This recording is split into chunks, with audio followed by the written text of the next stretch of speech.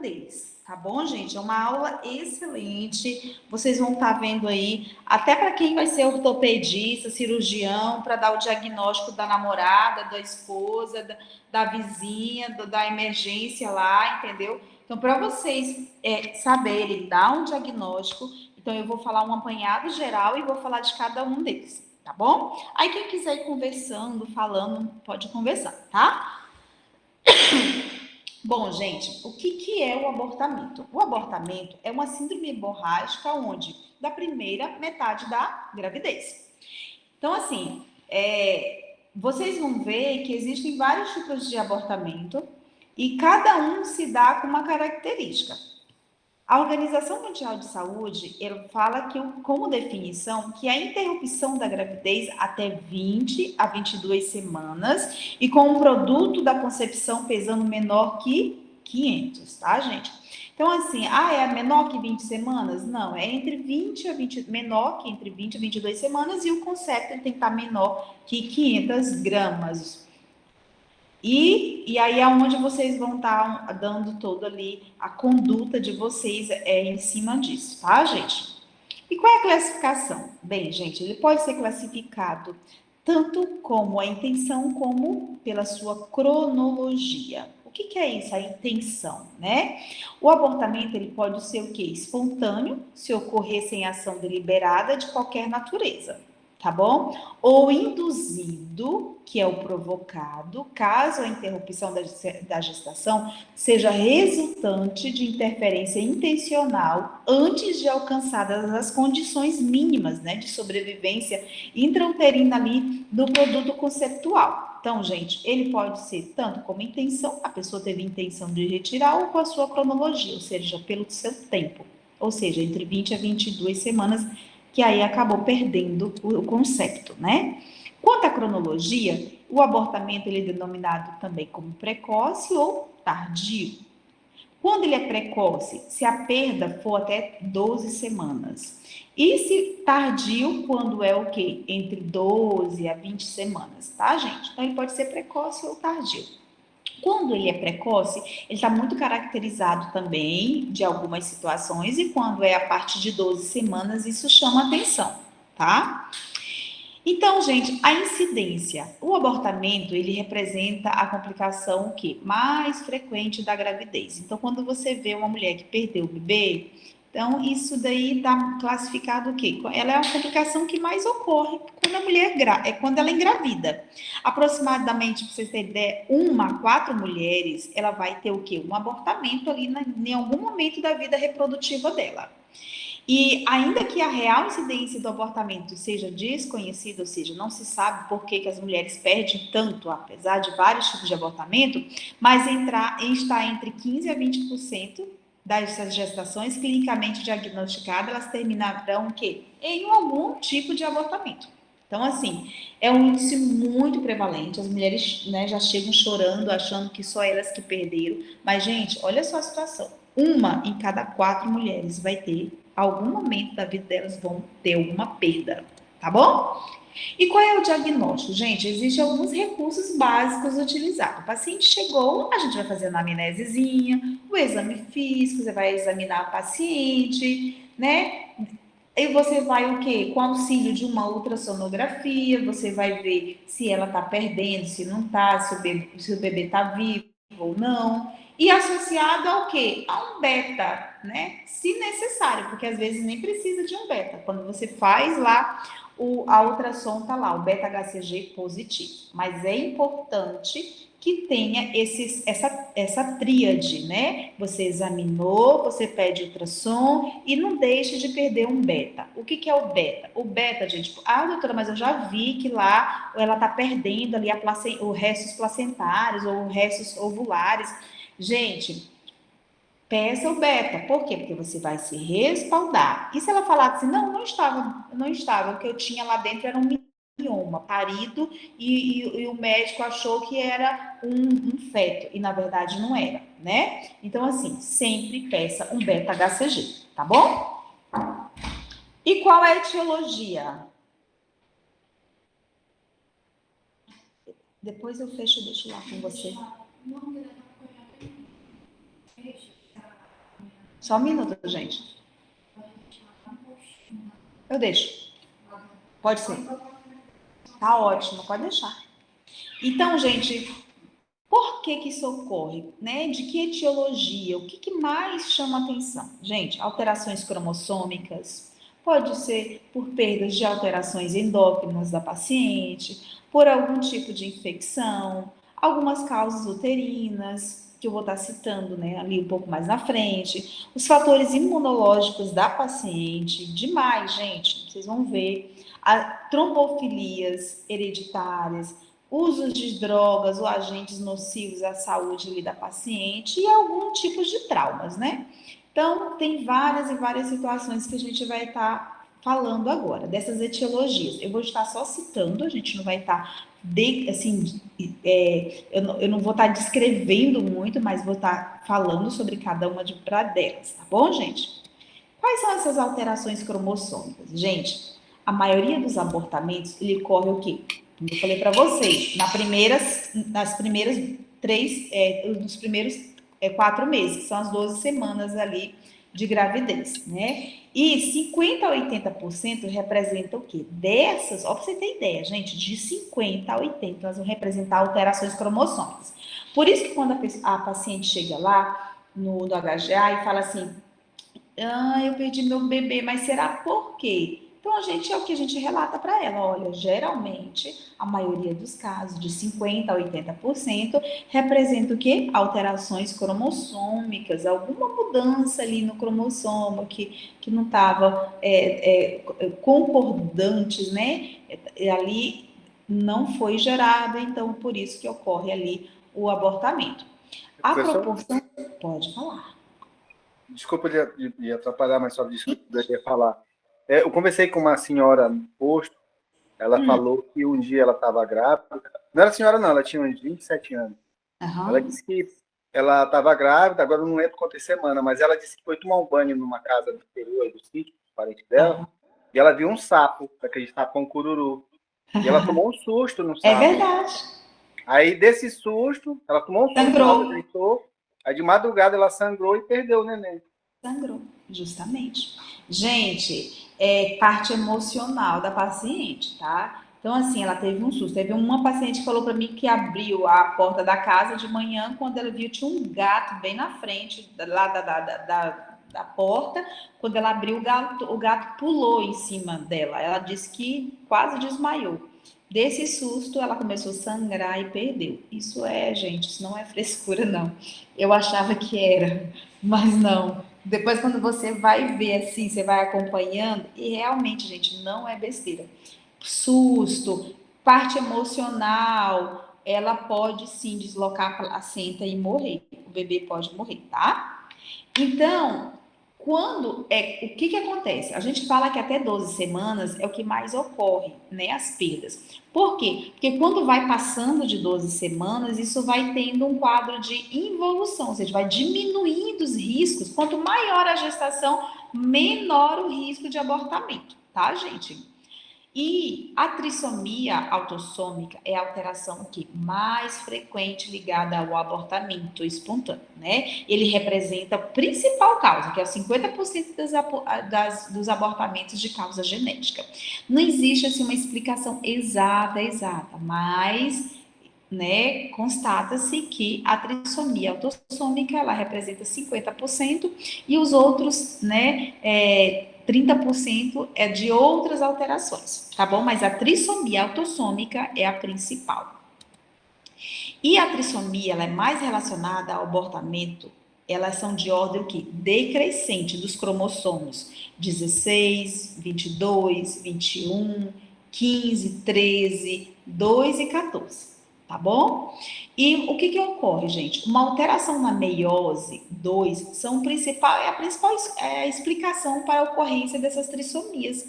E estão relacionam muito com a questão da idade materna, principalmente as mulheres mais, né, de mais idade. Então, por isso que a gente fala, olha, cuidado, quando você já tem 38 anos, né? Cuidado, porque, gente, quanto maior, né, a idade materna, mais um risco de ter essas alterações cromossômicas, né, com a questão relacionada ao abortamento. Por que a questão da síndrome de Down, gente, né? Elas estão ligadas a quê? Mais em mulheres que tenham mais de 38 anos. Ah, doutora, mas existem o quê? Os estudos que mostram isso. E as perdas fetais, elas estão muito relacionadas a essa trissomia. Então, é um erro que ocorre ali, né? Ah, por quê, doutora? Por falta de vitaminas? Né? O que tá relacionado? O que está relacionado? Ah, gente, a mulher ela vai envelhecendo, ela vai perdendo, né? Ali a parte vários fatores, né? E quanto mais alterações que vão envolvendo a parte do seu metabolismo, ou seja, é um envelhecimento, né? E a mulher, ela envelhece com mais facilidade em relação a isso. Então, o que acontece? É mais essa explicação que está relacionada aí, essas alterações, né, da trissomia, e por isso que a gente orienta a ter alguns cuidados.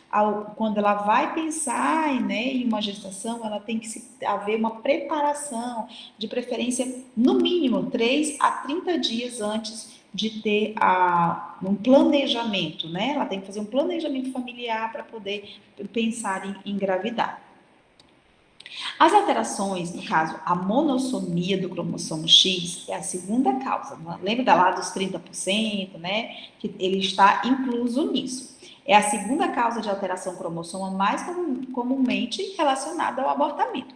Ela está em cerca de 7 a 10%, tá? Desses 30% que eu falei lá para vocês. Então, de 50% é a trissomia autossômica, em segundo entra aí em relação ao cromossomo X, tá? E aproximadamente 90% dos casos de monossomia do X que vai incluir o abortamento, tá? Essas alterações cromossomais geralmente ocorrem pela falia, ou seja, a morte de um cromossomo sexual paterno, não havendo relacionado aí nesse caso, tá, gente? Do cromossomo X. Nesse caso, não está relacionado à idade materna. Deu para entender, né, gente? É porque eu citei assim, porque para vocês, quando for ler, né, para poder entender melhor. Gente, em relação ao abortamento habitual, que é cerca de 3 a 5% dos casais, eles vão apresentar o quê? Algumas alterações cromossômicas, tá bom? E a alteração cromossômica, nesse caso, mais frequente encontrada é a translocação balanceada. A presença da translocação, ela é um componente do quê? Do casal. E após a recombinação meiótica, pode originar uma translocação não balanceada do produto conceptual, o que é capaz ali de causar todo o abortamento, tá bom? Ah, tem a ver com... tem a questão de sanguínea? Tem, mas a gente vai falar mais lá na frente, tá bom? Nós estamos falando aí de questão de cromossomopatia, tá bom? E a segunda causa, gente, são as alterações endócrinas, né, que estão ligadas aí tudo aos hormônios femininos. Pode ser um defeito na fase lútea, pode ser por diabetes descompensado, pode ser por tireoidopatias e a síndrome do ovário, tão chamado síndrome do ovário policístico, tá bom? Então, assim, pode ser por várias causas. Como eu falei para vocês, como o tempo vai passando, né? Tudo o que... Por isso que a mulher ela tem que se cuidar muito, gente. Meninas, tem que ter uma boa alimentação, tem que controlar a parte do estresse, né? Nós médicas, a gente trabalha muito com isso, né? Com as emoções, tanto nossa como do paciente. Então, assim, gente, nós temos fases do mês, né? Diferente do homem. Nós estamos, e isso daí também, isso sobrecarrega a mulher, Então, quanto mais o tempo vai passando, isso vai piorando, por quê? Por causa que vai desencadeando uma diferenciação, uma mudança maior dos hormônios femininos. Então, é importante uma boa alimentação, fazer, né, atividade física, controlar o estresse, tudo, gente, nós mulheres tem que procurar um equilíbrio, tá? Eu sei que às vezes os homens podem achar, gente, mulher é um negócio muito complicado, né? Mas é complicado, às vezes nem a mulher mesmo se entende. Por quê? Por causa dessa mudança aí hormonal, tá, gente? Então, qualquer alterações endócrinas pode levar a um quadro de abortamento? Pode. Defeito da fase lútea, diabetes,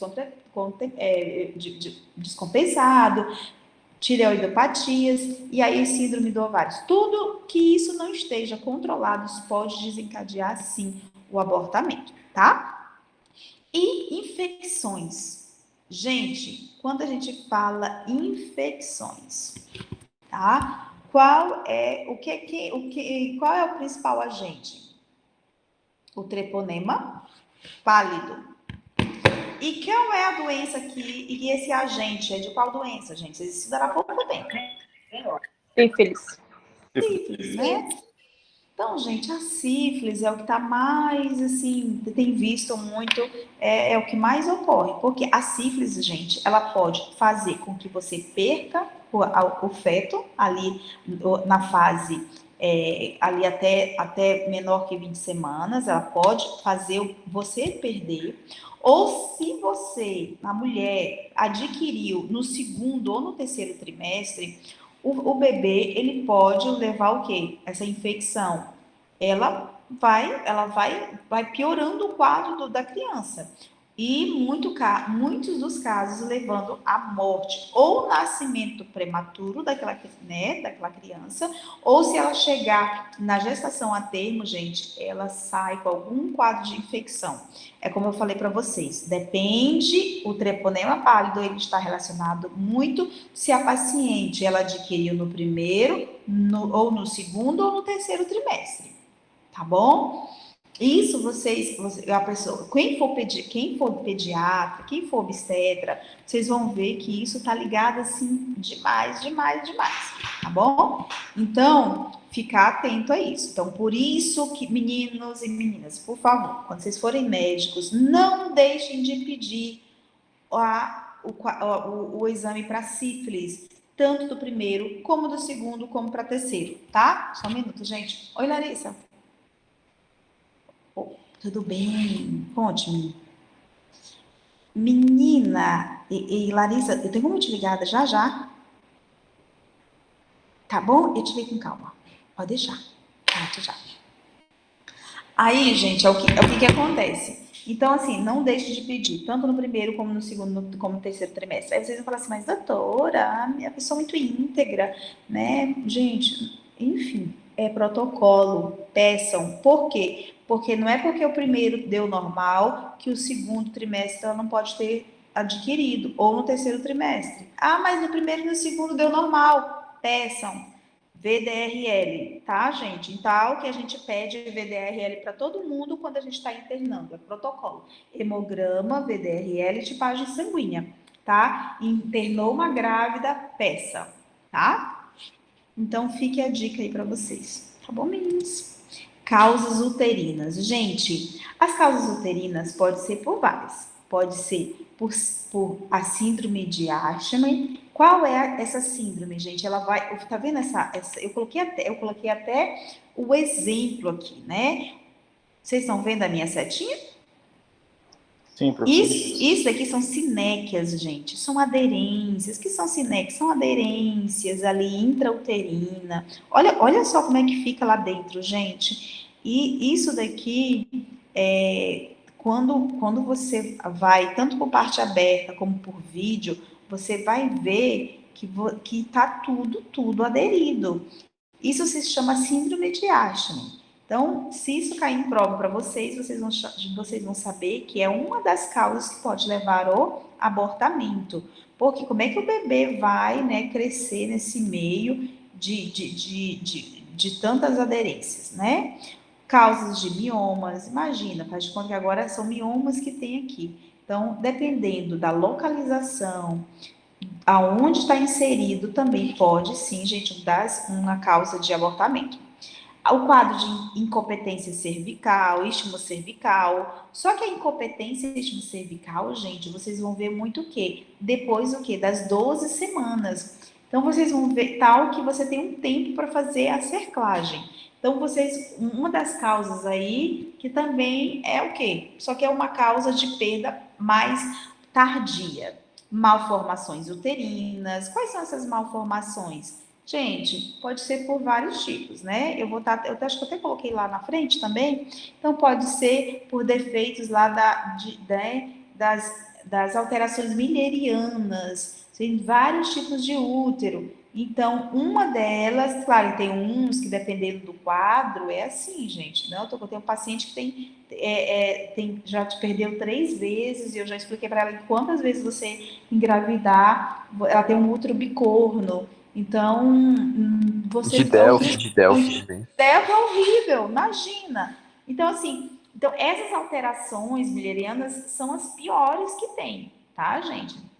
Existem tratamentos? Existem. Você tem que orientar ela para ela ir no ginecologista e vai lá para fazer. Existem, né, procedimento cirúrgico que vai aí melhorar. Não é que vai ficar 100%, vai melhorar o quadro dela e aí sim ela poderá fazer uma tentativa sabendo que ela pode sim perder novamente. Tá bom?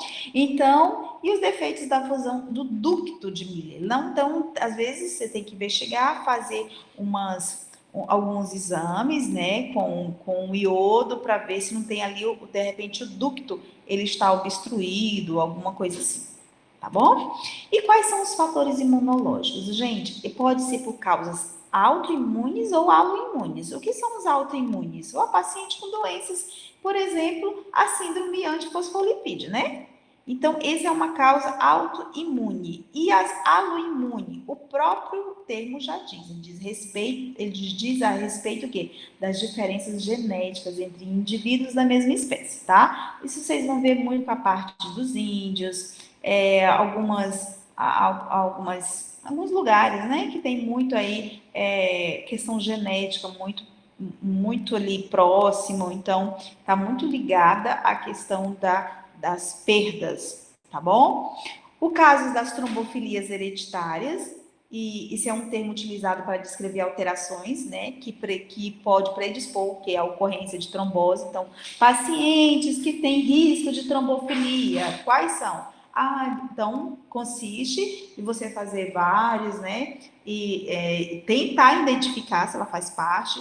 Por exemplo, algumas consistem na deficiência de antitrombina, tanto da C como S, e as mutações do gene da trombina, do fator 5 de Leydig, um dos genes, né, da enzima metileno tetratrofolato redutase. Então, você vai fazer ali um acompanhamento, identificou que ela tem um quadro de trombofilia. Então, você vai ter que entrar imediatamente com Clexane, gente, que é a enoxaparina, de preferência 30 dias antes, tá bom? Eu tô falando isso para vocês, não sei que vocês vão entrar, gente, mas vocês vão saber o que é que vocês têm que saber para orientar essa paciente. Ó, você tem um quadro de trombofilia, então você vai com o seu ginecologista. Eu já posso até adiantar para você que você vai usar enoxaparina com né, uma dosagem mínima, que é 40 miligramas dia. Você vai fazer subcutâneo em locais diferentes. Você vai contar ali o seu primeiro dia da menstruação, você vai tentar identificar seu período fértil, que é ali entre 10 ao 6º dia, né? E aí, isso daí você vai orientando a paciente. Então, tudo isso é importante, tá bom, gente? Então, assim, se ela tem um quadro de trombofilia, vocês já podem entrar aí com um quadro, já pode entrar com Clexane, que é a enoxaparina, uma vez no dia. Vocês podem começar aí já 30 dias. O que é a situação, gente? O pior, porque é caro, né? Uma medicação cara. O SUS dá. Só que, às vezes, a paciente tem que comprar ali meses e meses até ela conseguir algumas coisas pelo SUS, tá bom? Então, assim, infelizmente, o SUS, ele tem, sim, a medicação, mas é um pouco mais burocrático, né? Por ser uma medicação cara. tá? E uma das causas, então, aí entra as trombofilias. Gente, mulheres que, né, uso de drogas e agentes nocivos, né? A droga em tudo que envolve cocaína, tabagismo, álcool, muita cafeína, tá bom? Então, tudo que leva a quadro de drogas pode, sim, levar um quadro de, né, de perda fetal, tá bom? E os traumas, gente, algum tipo de trauma. Qual é o tipo de trauma? Ah, uma porrada, caiu, né? Mulheres que o namorado faz raiva e ela quer se jogar na frente do carro porque diz que vai morrer e ela se joga e ela pode ter um trauma. Gente, tudo isso, tá? Eu já peguei. Não, imagina você ser chamada, né, de tarde da noite porque a pessoa se jogou em frente do namorado, do carro do namorado. E aí, quando você chega, você conhece a pessoa. Meu Deus do céu, pelo amor de Deus, tô nem acreditando, né? Mas, gente, é isso. Então, qualquer situação pode ser por várias. Mas a principal, como eu falei para vocês, são quem é a causa maior de abortamento? Vê se vocês são ligados. Cromossômicas, professor? Homossomopatias, isso sim. Tá bom? Gente, vocês não estão dormindo, não, né? Não, professora. Não. Vou parar de dar essa aula Não, de professora. online. Eu estou aqui. Ficar Eduardo, até estou aqui. meio-dia lá na Eu, faculdade. Eduardo, estou aqui, professora. Tá. Tô de olho em vocês. Mas, Gente, desculpa interromper a aula, prof. Mas, tipo, Sim. se tiver a oportunidade de ter aula presencial, a gente Boa. gosta. Eu pelo menos gosto. tá bom, vocês vão levar bolo, café da manhã pra gente A tomar. senhora está A muito gente bonita leva, hoje, prof. professora. Pô, Às vezes vocês a comem gente não, leva. antes de eu chegar. Eu tô Não, mas sabendo. aí a gente se programa pra comer na Come nossa... A senhora bolo. está muito linda hoje, professora. Você o quê? Ele disse que a senhora está senhora tá muito linda. linda, prof. A senhora está Vocês estão me vendo? Sim, Gente, eu tô achando que vocês não estão me vendo. Eu tô olhando na minha aqui, eu frente. só olho pra senhora. Meu Deus do céu, gente. Ai, tá todo mundo falando isso. Eu tô usando coenzima Q10, tá? Ah, é por isso, então. Não, já me falaram tanto isso. Eu falei, gente, o que eu tenho? Aí eu tô usando a coenzima Q10. Gente, agora, né, tá aí uma das causas, né, pra melhorar aí, pra não ter abortamento, tá, meninas? Essas coisas da atualidade. Enfim, tô brincando. Tá? Então vamos, gente. Tem muita coisa aqui pra gente conversar. Gente, quais são as formas de abortamento? Então, agora eu falei como abortamento no geral para vocês, tá bom? Tô falando sobre a questão no geral. Agora a gente vai entrar e falar com cada um desses, né? Quais são as formas clínicas? Então, gente, existe a ameaça de abortamento, o abortamento em curso, né? Qual é esse abortamento em curso que tanto que o pessoal fala, né? O abortamento completo, o incompleto, o retido e a gestação, ou a gestação embrionada, né? Que é o mesmo, e o habitual e o infectado, tá bom? E aí, o que é ameaça de abortamento?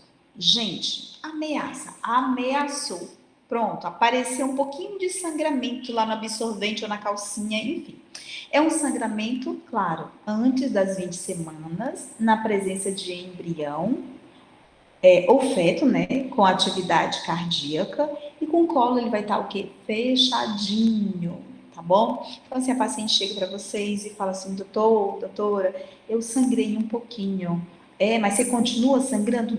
Às vezes ela pode falar, estou, doutora, eu passo o absorvente e eu verifico que está sangrando só um pouquinho. Ou ela fala, não, eu sangrei um pouquinho e parei. Isso é o quê, gente? É uma ameaça de abortamento. Se vocês não têm que falar assim, não, isso é normal. Não é normal. Eu falo logo desse jeito. Não é normal.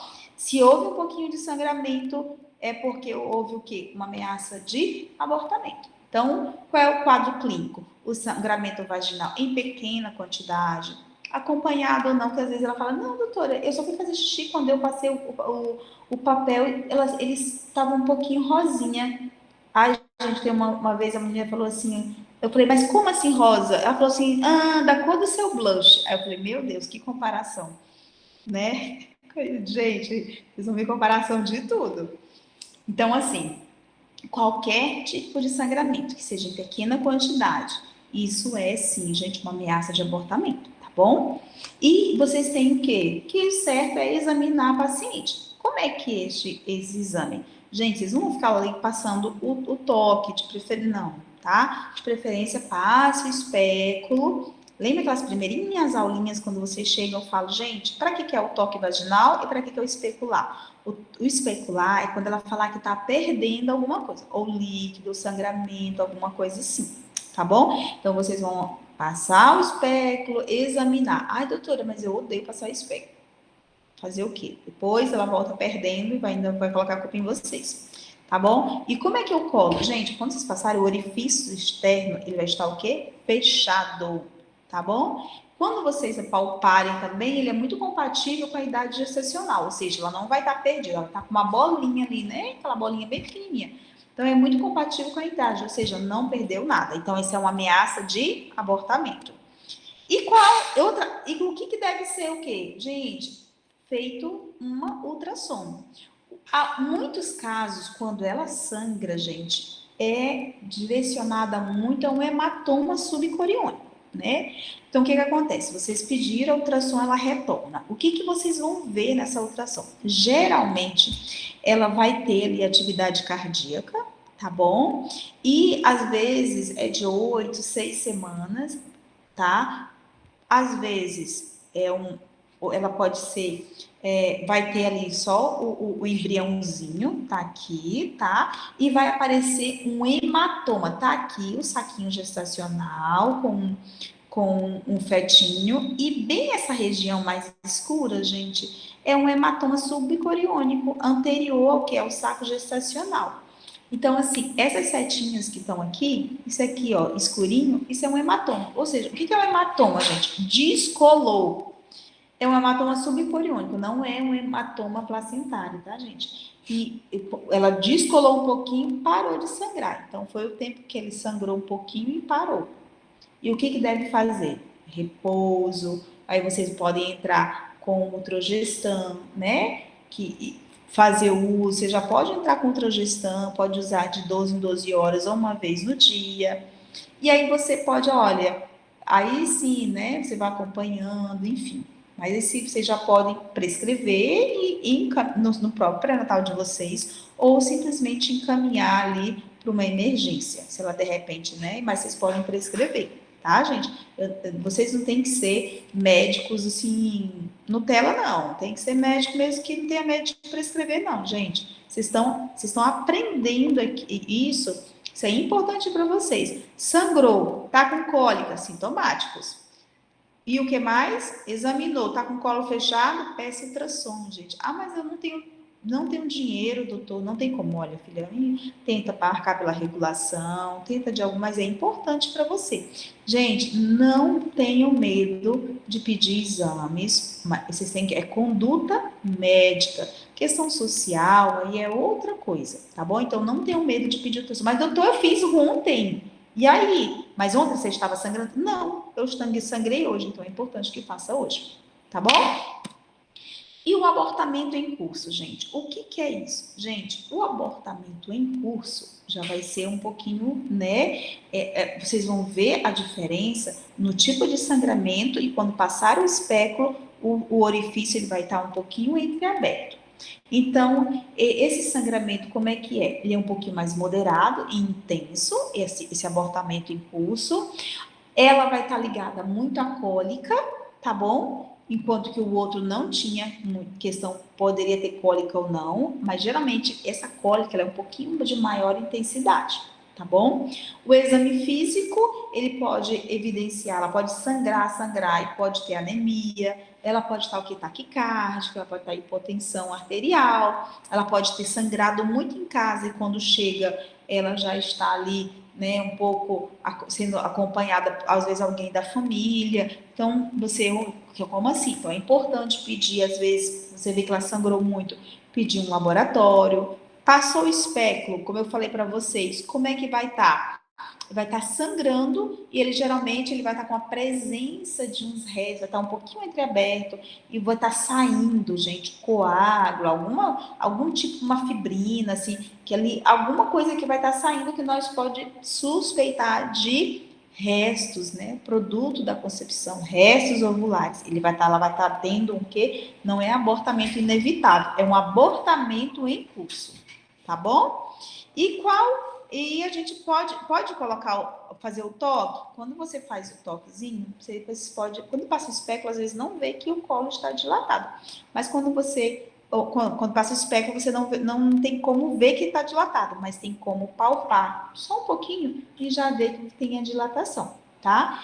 E aí a ultrassom é importante sim, tá? Se na ameaça de abortamento já tem, imagina quando você na ultrassom, né? Ele pode evidenciar um deslocamento ovular.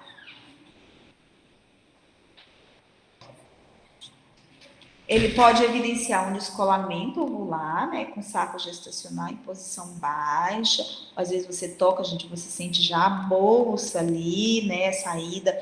Ou às vezes você toca, gente, vocês vão sentir tipo uns ossinhos, tipo, furando o seu dedinho. Quando você passa ali, e ali você vai sentir que tem evidenciando partes ósseas, né? Então, eu até falo que o obstetra, o médico, né, que trabalha muito relacionado a isso, ele tem os olhos no dedo. Porque, gente, quando você passa o dedo, às vezes você já está sentindo ou algo macio, ou tá descendo líquido com sangue, ou até ali o produto, né, o conceito. Às vezes eu toco, quando vem na minha mão, tá ali o fetinho. Então, isso se chama o quê? Abortamento em curso.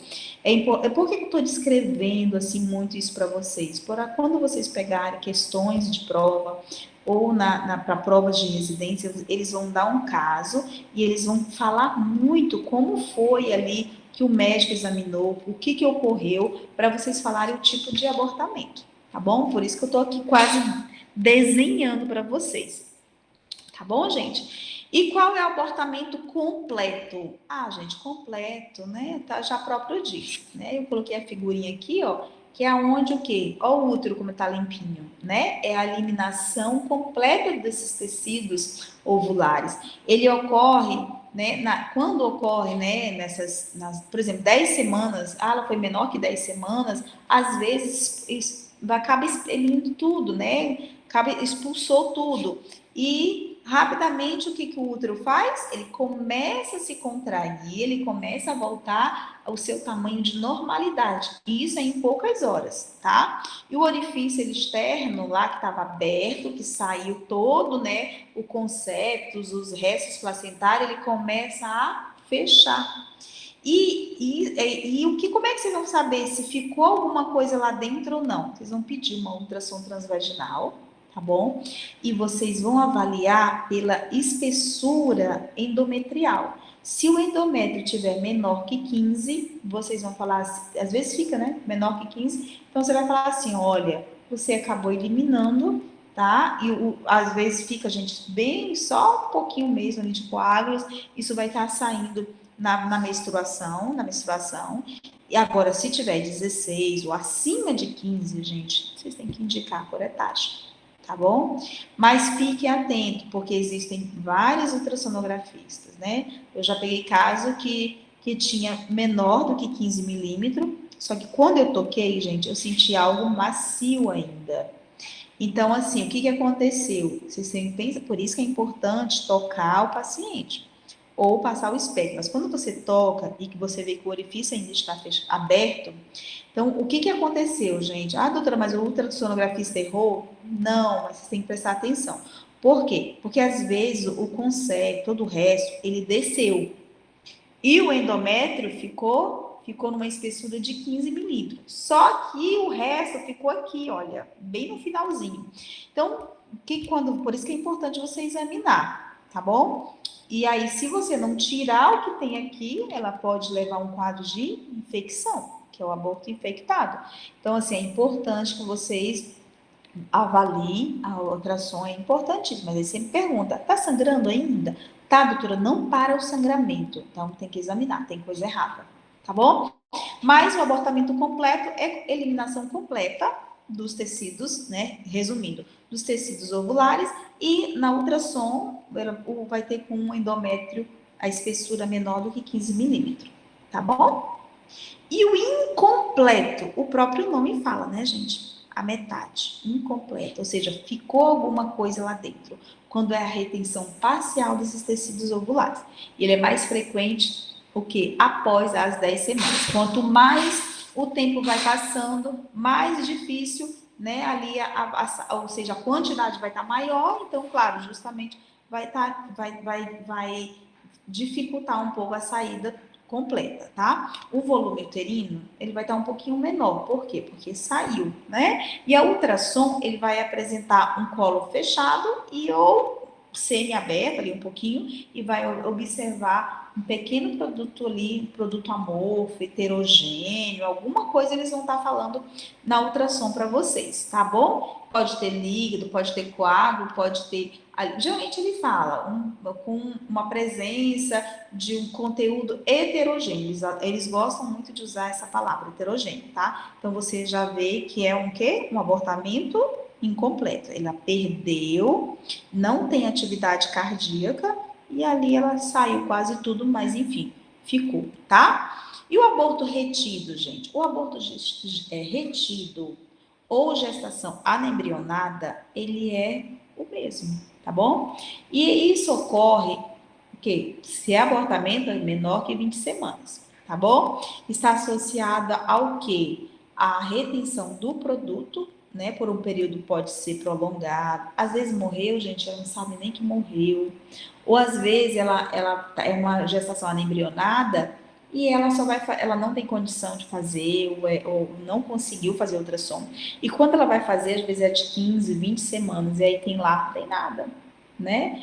E o diagnóstico, ele vai ser o quê? Pela ultrassom. Ele é sugerido pela sintomatologia, às vezes ela começa também a sentir dorzinha, alguma coisa estranha, mas o que vai confirmar é a ultrassom, tá? Então, eu coloquei aqui uma gravidez normal, quando passar o ultrassom, vai ter lá o embrião, tá? E a gravidez anembrionada, gente, vai ter só o saco gestacional, não vai ter nada, só vai ter a parte, a bolinha escura ali, que é a gestação anembrionada, tá bom?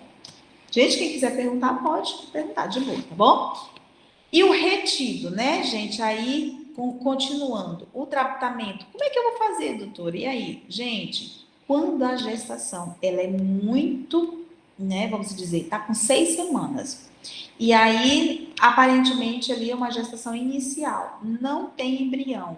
O que a gente pode fazer? Um tratamento expectante. Ou, de repente, gente, ela sabe que é uma gestação embrionária, ela fala assim, não, doutora, eu não quero não quero fazer curetagem, eu quero tentar expelir o saco gestacional. Ela fica esperando, você faz o controle infeccioso e a cada 3 dias faz um hemograma, e fica acompanhando. E de repente ela menstruou, ou de repente ela começa a sangrar e sai tudo, tá bom? Então pode fazer ali um acompanhamento? Pode, tá, gente? Mas tem que ver também se essa paciente vai retornar com você, se não vai, enfim, tem todo isso daí, uma questão social, tá? Mas aí você pode oferecer, né? Ou você pode oferecer aspiração manual intrauterina, ou de repente, olha, não, a gente vai estar fechado, aborto retido, colo está fechado, a gente vai ter que colocar o misoprostol, tá bom? Que é uma prostaglandina, a gente vai usar o comprimido de acordo com a idade gestacional, e aí você vai utilizando e vai explicar para ela que ela vai sangrar, que ela vai ter dor, até o colo fazer o quê? A dilatação, você avaliar e indicar o procedimento. O procedimento pode ser a mil ou curetagem, tá bom? E qual é o abortamento habitual? Gente, o habitual é aquele que de repente, né, existe, né, essa nomenclatura, abortamento habitual ou recorrente. É isso. Mas quando é que você vai dizer que ela está tendo um aborto habitual, ou seja, recorrente, quando ela tem 3 ou mais abortamentos espontâneos, tá bom, gente? Então, assim, isso tem uma incidência entre as mulheres de 1 a 2%, e elas vão falar assim, olha, já é o meu segundo, terceiro, né? Então, o segundo não entra, mas quando ela fala 3 abortos, aí você olha, essa mulher tem um abortamento recorrente muito grande. Aí vocês têm que ver. Por quê? vocês vão muito para a idade gestacional, se foi menor que 12 semanas ou se foi maior que 12 semanas, tá bom? Então, aí você vai investigar. É causas genéticas? É alguma anomalia morfológica do útero? É alguma causa imunológica da paciente, como eu falei para vocês? Ou algumas outras causas, né? Ou é ela que está fazendo, né? Ou ela que está causando o abortamento? Será que ela não está tomando alguma coisa? Será que ela não está fazendo o uso, né, de misoprostol de forma clandestina? Por quê? Você teve abortos por quê? Né? Aí você vai conversando com a paciente, você tem que passar uma segurança para ela, para poder você buscar essa informação. Mas aí eu coloquei mais, gente, essas anomalias, né, morfológicas do útero, como a gente tinha comentado lá no início, o caso do bicorno, o caso do didelfo, o septado, o bicorno, que é assim, né, ou unicorno, e aí eu até coloquei aqui a fotinha deles para vocês, tá bom? Olha como é que é o bicorno. Olha o de Delfo. É um pouquinho parecido, mas ele desce mais. Ele tem uma lâmina maior, ele separa um pouco maior de Delfo, tá? O bicorno é tipo um coração. E o septado, ele tem um septo também, dependendo. Já teve caso que eu tirei, fiz a cesárea, a paciente nem sabia que ela tinha, mas era um grau muito mínimo. Tá bom? Enfim, gente, então pode ser esse recorrente, não está ligada só, né, aí porque fica perdendo e não tem uma causa, né, mas tem que ser investigado o porquê que essa paciente que está perdendo, né? E o abortamento infectado? Gente, chama a atenção pela infecção, né? O abortamento é um abortamento, queira ou não, que foi incompleto, ficou restos, mas pelo tempo que infectou. Ou às vezes não é tanto pelo tempo, às vezes é por alguma infecção que ela já tinha e as coisas vão se agravando. Às vezes, gente, encontra-se intimamente ligado com o quê? Com a ilegalidade, sendo sua prática realizadas as condições inadequadas, né? Então, enfia qualquer coisa, enfia ferro, enfia qualquer coisa lá, e aí ou de forma clandestina acaba infectando e paciente, né, quando chega no hospital, tá com odor, né, fétido ali, e ela não aguenta, nem ela aguenta mais, tá, gente? Então, o que a gente tem que fazer nessa situação? As principais bactérias são anaeróbias e as aeróbias e as anaeróbias. E dentre eles, até citei aqui para vocês. É o streptococo do beta-hemolítico, o enterococcus, a Escherichia coli, o Peptostreptococcus, bacteroides e o Clostridium, tá bom? E o que acontece, gente? O abortamento infectado, ele é um agravo, tá? Da paciente. Vocês têm que saber conduzir essa paciente. Porque eu fiz a curetagem e mandei embora. Não é assim. Se vocês perceberem que ela tá com odor, se tem alguma coisa, vocês têm que relatar isso, tá bom? No prontuário e tentar identificar aonde que está essa infecção. A infecção, tudo vai começar pelo quê? Pelo útero, né? Ali dentro.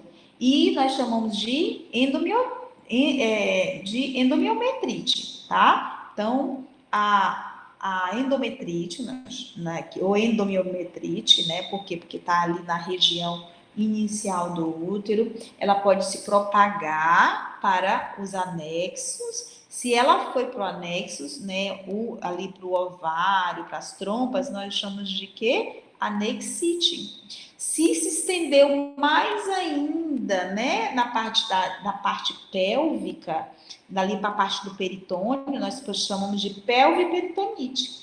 Quando ela entra na cavidade peritoneal, aí nós chamamos de peritonite generalizada. Gente, com essa disseminação, isso vai piorando, leva um quadro o quê? De sepse. E a paciente pode morrer. Eu nunca esqueci de um caso de uma paciente que eu assumi o caso, nessa época eu estava no internato, e eu estava eu fiquei responsável por uma paciente que veio do interior e era de família que ela ficou com vergonha, ela acabou fazendo, né? Ela engravidou, né? E acabou fazendo o aborto por conta própria. Ela tomou alguma coisa e teve o que, gente? Um aborto retido, ficou retido lá e começou a infectar. Infectou. Quando ela chegou na Santa Casa, gente, estava uma situação que já tinha se estendido, ou seja, disseminado por via hematogênica, ela já estava em sepse. E ela foi para a UTI. Em 3 dias ela morreu, gente. Olha que triste, tá? A gente chegou a fazer a curetagem, tirou todo lá o material, porém, ela já tinha o quê? Disseminado. Um quadro de endometrite, já tinha ido lá para os ovários e entrado na cavidade ali do peritônio e entrado na cavidade. Não tinha mais jeito. Então, a gente entrou com 3, né? Vai ter com 3 antibióticos e, infelizmente, já tinha disseminado e a paciente acabou morrendo. Então, aborto infectado, além do procedimento de retirada do que está ali, o que está infectando, o que está causando, vocês têm que entrar com antibiótico terapia. E qual é o tratamento, gente? O antibiótico, vocês vão, claro, pedir lá o laboratório para ela, verificar, né, quanto que está o quadro de leucócitos, como é que né, o quadro de infecção. Então, vocês vão entrar de acordo ali com como ela está. Doutora, o laboratório está levemente alterado. Gente, primeira coisa, a paciente vai estar o quê? Internada. Então, tá aborto infectado, tem que internar. Então, tudo que você vai passar é endovenoso. Mas aí você vai olhar, leucocitose, ela tá 28 mil, tá 30 e poucos mil, tá 25 mil, sei lá, tá 15 mil, doutora. Aí eu entro com uma ampicilina, tá? Eu faço endovenosa aí por 7 dias, tá ótimo. Ou gentamicina, não, doutora, não tá bem legal, não. Então, vamos entrar o quê? Com ceftriaxona. E eu posso associar também com metronidazol e clinda, tá? Eu posso entrar com 1, com 2 ou com 3. Geralmente, quando ele tá muito, muito infectado, gente, se vocês suspeitarem, se tá ali só local, só um, se ela começou a se estender para a cavidade, abdômen, gente, tudo que é abdômen. Quem já passou no trauma? Quem já passou? Gente, vocês não passaram já na cirúrgica? Mais ou menos. Pois é, quando vocês forem, tá aí, quando vocês passarem na cirúrgica, vocês vão ver que muito que o cirurgião, ele vai usar muito ceftriaxona com metronidazol. Ou ele vai usar ou ceftriaxona com clinda.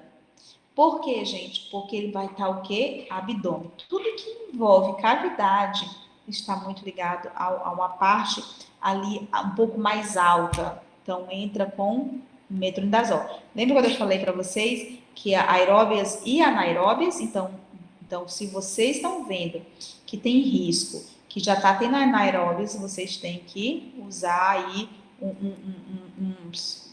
que cubra os dois, tá bom? Aqui estão as doses que vocês podem, né, fazer o uso e como é que vocês vão fazer o manejo, né, gente? O manejo do tratamento, independente qual é o tipo de abortamento, tanto expectante ou com o que for, mas vocês têm que saber o que eu tenho de material para utilizar nesse manejo, nesse procedimento. Gente, ela tem menor que 12 semanas e eu tenho a Amil, que é a aspiração manual intrauterina, eu vou usar o Amil, que é o quê? Menos invasivo, ele é bem tranquilo, coloca a canulazinha, ela vai, gente, você não tem infelizmente no municipal, mas essa canulazinha, você vai ver de acordo com o tamanho do colo, se for abrir só um pouquinho, coloca-se a canulazinha lá no orifíciozinho, e vocês, essa parte aqui vai ser acoplada aqui nessas cânulas e você vai fazer o vácuo. É como se fosse uma ventosa. Pronto. Meninas, vocês sabem que é ventosa, né? Tem os meninos aí também. Então, é como se fosse uma ventosa. Ela vai sugar isso daí e todo o produto, ele vai ser eliminado, ele vai sugar. Então, gente, é um procedimento maravilhoso, tá? Infelizmente, a gente não tem no hospital, por quê? Porque ele é estéril, né? Existem uns cuidados aí para esterilização. O certo é descartar. Alguns locais, eles fazem essa esterilização, tá bom? Então, assim, vocês vão escolher se é a 1000, ou seja, aspiração manual intrauterina, ou de repente fazer a curetagem com a cureta fenestrada, que é o que vocês fazem uso, né? Que vocês veem lá no municipal, tá? O que vocês vão fazer? Vocês vão ou sedar a paciente, ou fazer uma raquianestesia, e precisa ser levado o quê? Todos os dois procedimentos têm que ser levados para o centro cirúrgico. Vocês vão colocar o espéculo, pinçar o colo anterior, verificar, e aí vão curetar. Curetagem é uma raspagem lá dentro do útero. Você vai raspar, vai retirar tudo que está lá dentro. Qual é o risco maior? Perfuração, tá? Quanto mais em aborto infectado, tá bom? Então, eu tenho a 1000 no sistema. Perfeito, ótimo, vamos usar. Tá bom, gente?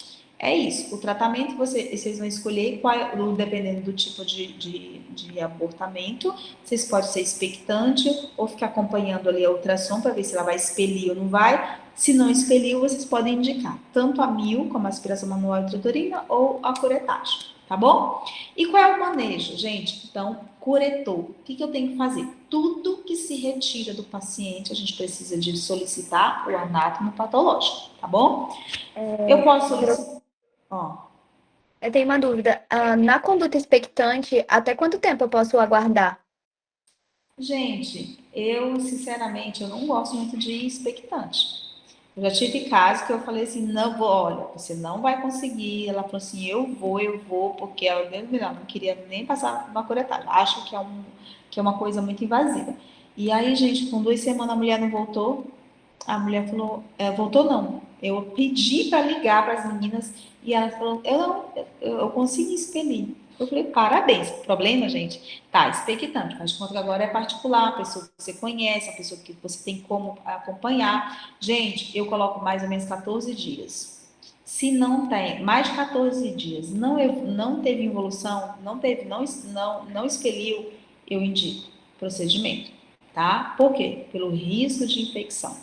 Quanto maior o tempo vai passando mais. Aí eu vou o quê? Eu estou o quê? Eu estou colocando o meu nome, é uma situação que eu, como médica, eu estou assumindo diante de um quadro que a paciente é leiga. Então, vocês têm que ter cuidado.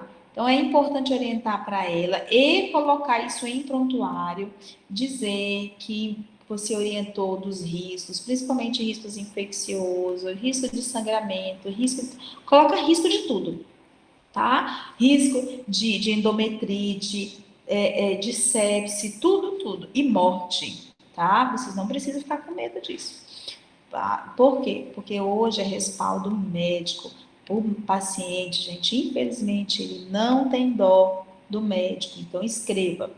Mas assim, para acompanhar, no máximo 14 dias, tá bom? Então, assim, acompanhou, não deu certo, foi para a aspiração manual ou curetagem. Vocês vão, tudo que retira da paciente, pedir análisis patológica. Eu posso solicitar também um DNA em caso de aborto legal? Posso, tá? Isso, né, se ela solicitar de repente, né, ou se alguma questão de repente precisa do DNA, então eu acabo solicitando, tá bom? A tipagem da sanguínea da paciente é importante, tá? Porque ela pode precisar de sangue. O VDRL, para a gente ver se ela tem sífilis, se não tem. Então, como eu falei para vocês, e hemograma tem que pedir em todas que entram, é protocolo. Se o RH for negativo, e aí, né, a gente vai fazer o quê? Vai indicar imunoglobulina anti-RH, tá bom? Então, por isso que é importante a tipagem sanguínea. Tá bom? Na alta, o que eu tenho que fazer? Eu tenho que... Gente, vocês vão ver isso muito lá no puerpério, tá bom?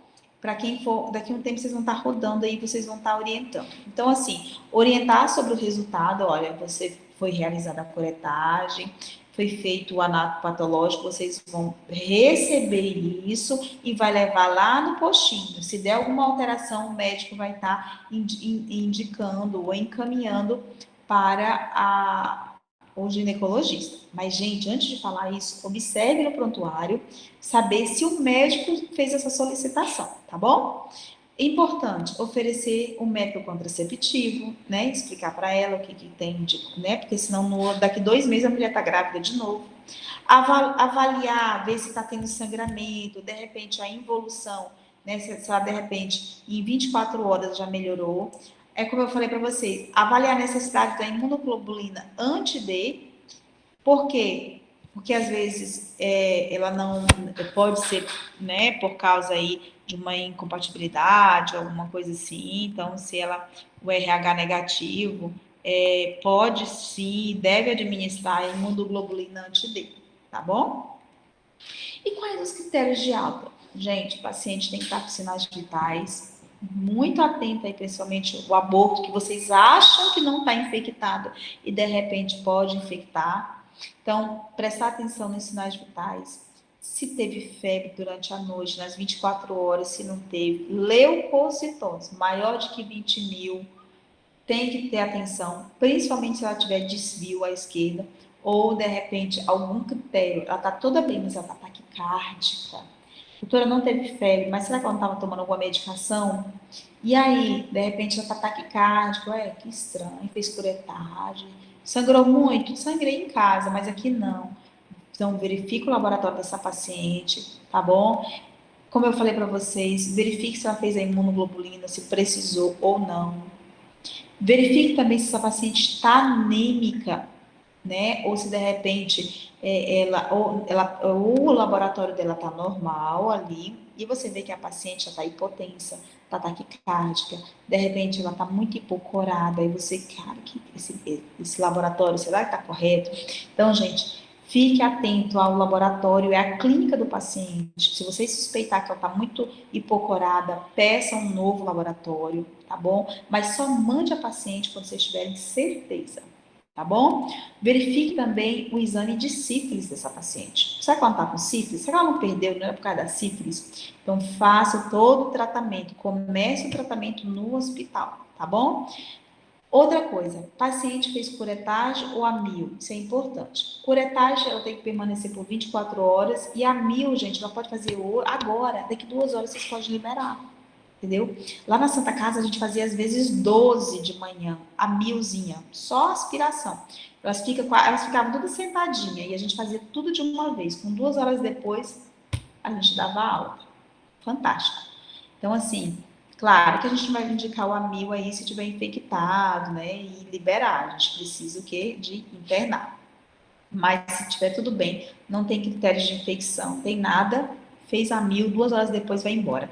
Curetagem 24 horas, tá bom? Gente, e aí é importante, gente, isso é uma coisa importantíssima. Paciente que eliminou lá o concepto dela e ela quer fazer o enterro do bebê. E aí? O que vocês vão fazer? Gente, isso aqui muitos e muitos médicos, isso aqui já deu caso até das vezes, uma vez eu tive que ligar para advogado a respeito disso.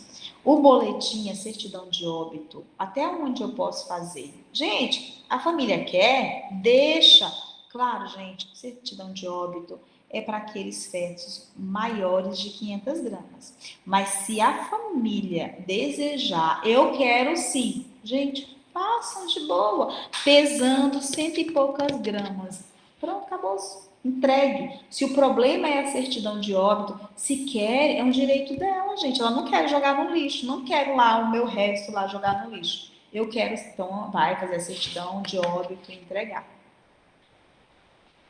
Deixa eu ajeitar a mentezinha de vocês.